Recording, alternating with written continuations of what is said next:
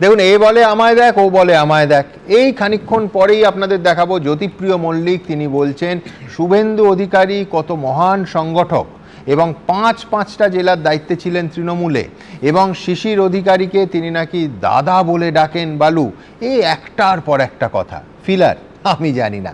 তবে বরুণ বিশ্বাসের ফাইল খোলার পর সিআইডির টিম ওই বরুণ বিশ্বাসের বাড়িতে যাওয়ার আফটার এফেক্ট কিনা, সেই জন্য জ্যোতিপ্রিয় এই কথা বলছে কিনা, সে তো চর্চা চলবেই। আর কল্যাণ বন্দ্যোপাধ্যায় আজ যথারীতি একেবারে শো স্টপার, তিনি সরাসরি টার্গেট করেছেন অভিষেককে। বলছেন কোট আনকোট, শুনলেন আপনারা, ক্যামাক স্ট্রিট দলটাকে শেষ করে দিল। আজ 14ই জুলাই, 21শে জুলাই যে অভিষেক বন্দ্যোপাধ্যায় মঞ্চ আলো করতেন, আজ কালীঘাট তৃণমূলে থেকে এই রবীন্দ্রনাথ ঘোষ কিংবা বিকাশ রায়চৌধুরীদের মতো কালীঘাট তৃণমূল থেকে বেরিয়ে গিয়ে নয়, কালীঘাট তৃণমূলে থেকে 21শে জুলাই 7 দিন আগে অভিষেককে টার্গেট করলেন কল্যাণ বন্দ্যোপাধ্যায়। কোথায় যাচ্ছে পরিস্থিতি, রাজাগোপালদা? তুমি সুমন বালুর কথা বললে, হঠাৎ দেখা যাচ্ছে যে শুভেন্দু অধিকারীকে প্রশংসা করেছে। আমার মনে পড়ছে আলেকজান্ডার পোপ একটা বিখ্যাত উক্তি আছে, আনডিজার্ভ প্রেইজ ইজ এ স্ক্যান্ডাল। হঠাৎ কারোর প্রশংসা একটা কলঙ্কজনক ব্যাপার। তো এখন সেই জিনিসটা দেখছি সব তৃণমূল নেতাদের মধ্যে, ব্যতিক্রম একমাত্র দেখছি যে অনির্বাণ মারকুটে সেই অবস্থায় রেখে দিয়েছে। ভাবছি কোন দিন তৃণমূল আবার পতাকা তুলবে, বড় হবে। যাই হোক, ওকে আমি শুভেচ্ছা জানাই। কিন্তু যে প্রশ্নটা তুমি যেটা করেছো, যে তৃণমূলের যে সত্যিকারের হাজারটা স্ক্যান্ডাল, 21শে জুলাইয়ের একটা যে স্ক্যান্ডাল, এটা আজকে কিন্তু তোমার পরিষ্কার করে দিলে। টিএন সেশন কিন্তু দিনের পর দিন কিন্তু 93-এর ওই জুলাইয়ের আগে কিন্তু বলছিল যে নির্বাচনী সংস্কার প্রয়োজন। আমি জানি না কতজন মানুষের মনে আছে 1992 সালে, এখন এসআইআর নিয়ে লোকে চাচাচ্ছে, স্পেশাল ইন্টেন্সিভ রিভিশন উনি কিন্তু অ্যানাউন্স করেছিলেন 1992-তে।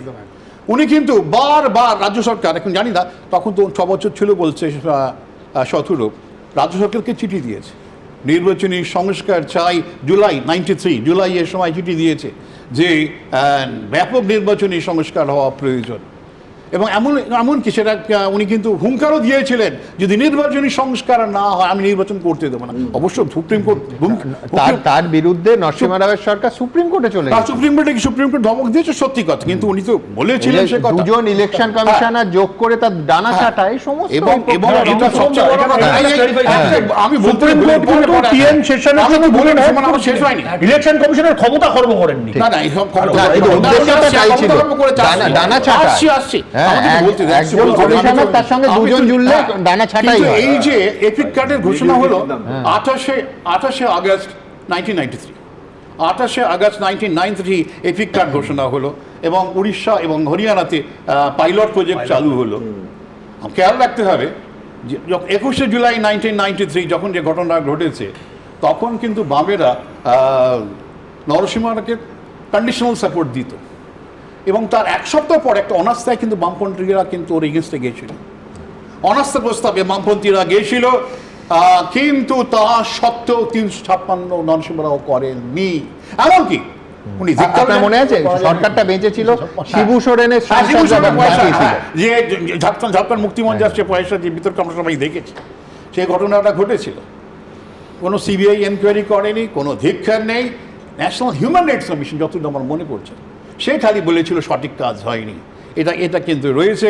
এবং এই যে বারবার টিএন সেশন, আমি মানুষটা খুব একটা আমি পছন্দ করি না।